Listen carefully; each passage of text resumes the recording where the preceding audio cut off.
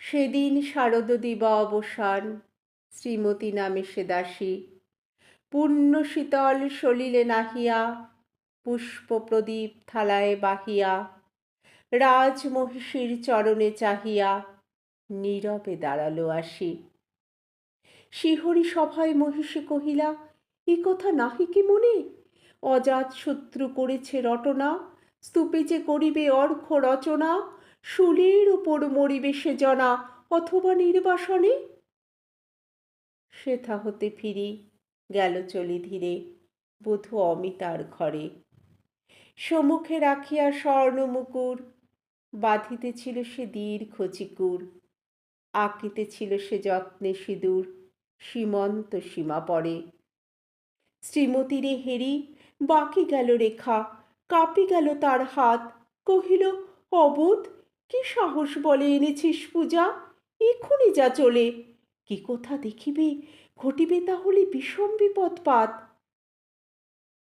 অস্ত রবি রশ্মি আভায় খোলা জালানার ধারে, কুমারী শুক্লা বসিয়ে কাকিনী, পড়িতে নিরত কাব্য কাহিনী।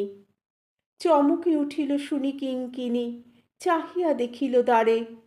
শ্রীমতীরে হেরি পুঁথি রাখি ভূমে, দ্রুত পদে গেল কাছে, কহে সাবধানে তার কানে কানে, রাজার আদেশ আজি কে না জানে, এমন করে কি মরণের পানে ছুটিয়া চলিতে আছে।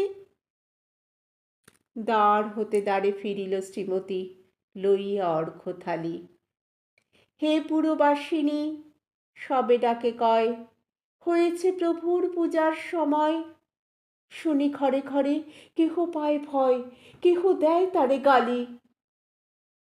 দিবসের শেষ আলোক মিলালো নগর সৌধ পরে, পথ জনহীন আঁধারে বিলীন, কলকোলাহল হয়ে এলো ক্ষীণ। আরতি ঘণ্টা ধরিল প্রাচীর রাজ দেবালয় ঘরে।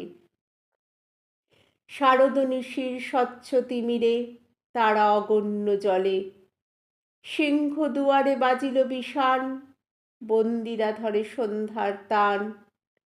মন্ত্রণা সভা হলো সমাধান, দাড়ি পুকারিয়া বলে।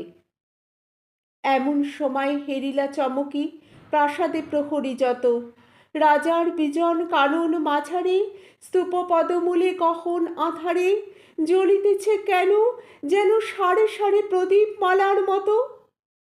মুক্ত কৃপানে পুররক্ষক তখনই ছুটিয়া আসি, শুধালো, কে তুই ওরে দুর্মতি, মরিবার তরে করিস আরতি? মধুর কণ্ঠে শুনিল, শ্রীমতী, আমি বুদ্ধের দাসী। সেদিন শুভ্র পাষাণ ফলকে পড়িল রক্ত লিখা, সেদিন শারদ স্বচ্ছ নিশীথে, প্রাসাদ কাননে নীরবে নিভৃতে, স্তূপ পদমূলে নিবিল চকিতে সেই সারথীর শিখা।